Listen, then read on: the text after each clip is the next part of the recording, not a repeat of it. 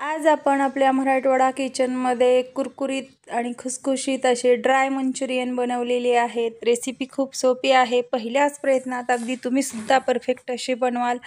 नेहमीप्रमाणेच हा सुद्धा व्हिडिओ भरपूर अशा टिप्सनं परिपूर्ण आहे, त्यामुळे व्हिडिओ तुम्ही शेवटपर्यंत पहा। तर नमस्कार मैत्रिणींनो, मी अश्विनी तुमच्या माझ्या अर्थात आपल्या सगळ्यांच्या लाडक्या मराठवाडा किचन या यूट्यूब चॅनलमध्ये तुमचं मनापासून स्वागत आहे।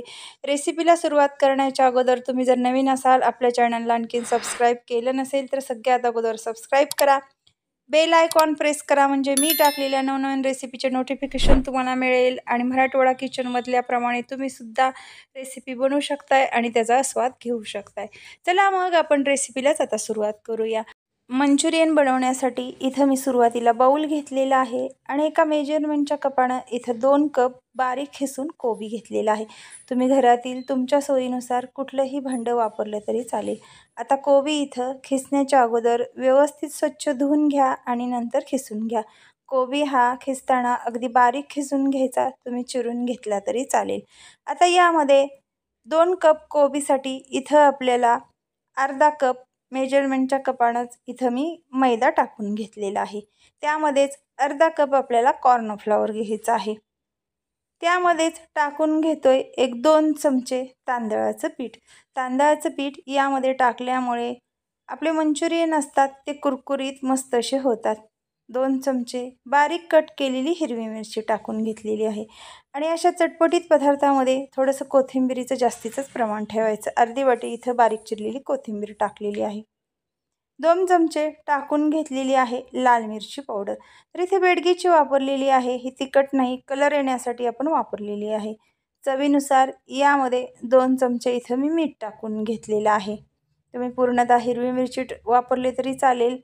आता इथं मी सॉस टाकून घेतलेला आहे 2 चमचे। सॉस टाकल्यामुळे मंचुरियन अतिशय खाण्यासाठी छान अशी लागतात आणि जो सॉसचा फ्लेवर असतो तो आपल्या मंचुरियनला बसतो। आज आपण कुरकुरीत असे गाड्यावर मिळतात ड्राय मंचुरियन बनवत आहोत। आता हे सगळं आपल्याला व्यवस्थित मिक्स करून घ्यायचं आहे। व्यवस्थित जे पीठ आहे ते आपण मिक्स करून घेतलं तर आपले मंचुरियन सुद्धा कुरकुरीत होतात। आता इथं चमच्याचा वापर न करता कोबीला आपल्याला सगळे मसाले आणि सगळी पीठं ही व्यवस्थित चोळून घ्यायची आहेत। मैत्रिणींनो, आपल्या मराठवाडा किचनमधल्या रेसिपीज कशा वाटतात ते नक्की कमेंट करून सांगा। लाईक करा, शेअर करा आणि तुम्ही जर नवीन असाल, आपल्या चॅनलला आणखीन सबस्क्राईब केलं नसेल तर सबस्क्राईब करा। तर इथं आपल्याला पाण्याचा अजिबात वापर करायचा नाही। कोबीचं जे स्वतःचं एक पाणी असतं त्यामध्येच ही पीठं पूर्ण म्हणजे मळली जातात।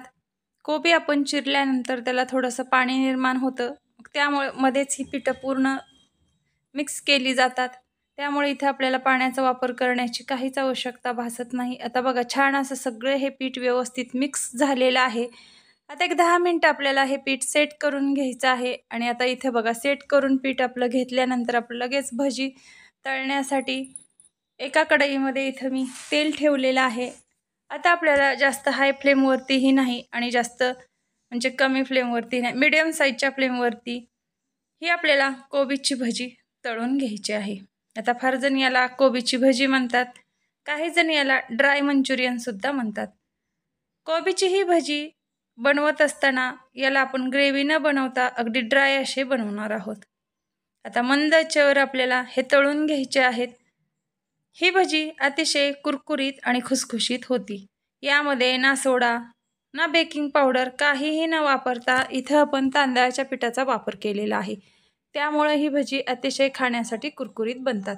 तर नक्की तुम्ही मराठवाडा किचनच्या पद्धतीनं ही भजी एकदा करून बघा। पद्धत अतिशय सोपी आहे। तुम्ही जर सांगितलेल्या टिप्स सगळ्या फॉलो केल्या तर तुमची सुद्धा भजी तितकीच मराठवाडा किचनच्या पद्धतीने कुरकुरीत होईल।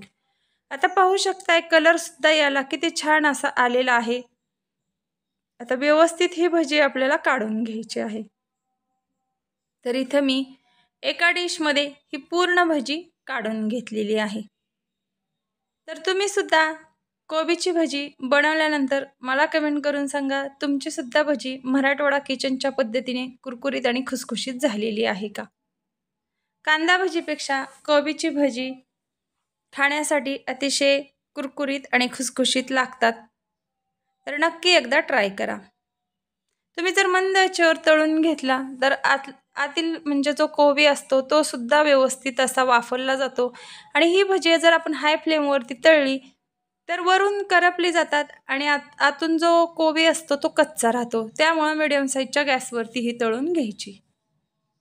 आता इथं बघा आपली कोबी पूर्ण आपण तळून घेतलेली आहे. कशी वाटली तुम्हाला रेसिपी ते मला नक्की कमेंट करून सांगा. तर चला मैत्रिणींनो,